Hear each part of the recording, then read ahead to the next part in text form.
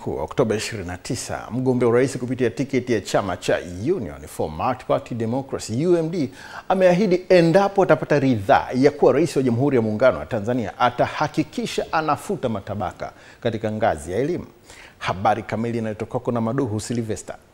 Bi Mwajuma ameyasema hayo wakati akizungumza na wananchi wa kata ya Vingunguti, wilaya ya Ilala, jijini Dar es Salaam, ambapo amesema malengo ya UMD ni kuhakikisha kila mtoto anapata haki yake ya elimu bila kujali matabaka wanayotoka. Hivyo ni wajibu wetu, lazima tuweke viongozi ambao wanawafanya watoto wetu wanapata haki zao za kimsingi, lakini kusiwe na elimu ya kuwaweka watoto hao kwenye matabaka tofauti tofauti. Elimu ya watu walionacho, elimu ya watu wasionacho. Wale watoto wetu wanaosoma shule za serikali, wale wenye uwezo wa kwenda na bukubuku wanakuwa marafiki wa walimu, alafu wale ambao wanatoka kwenye vipato kama vyangu wanakuwa maadui wa walimu. Na wao wanawaona walimu ni maadui wao, na walimu wanakosa bashasha kwa watoto ambao walitakiwa wawakuze, kuwalea na kuwapa taaluma. Aidha, ameahidi kuhakikisha huduma bora ya afya inapatikana kwa mama na mtoto, kupewa huduma bure, pamoja na kuhakikisha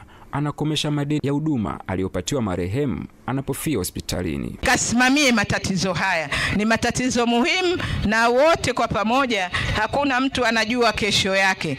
Lakini tunayo changamoto ya madeni ya maiti zetu. Serikali ya UMD itahakikisha maiti anapofia hospitalini madeni yake yanakoma.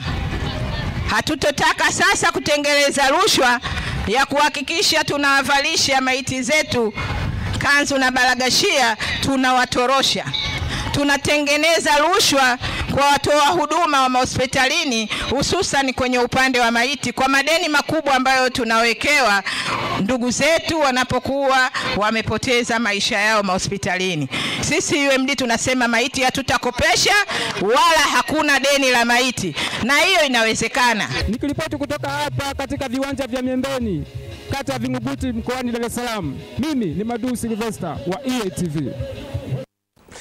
Tuelekee huko. Mwenyekiti wa Tume Huru ya Taifa ya Uchaguzi, Jaji wa Rufani Jacobs Mwambegele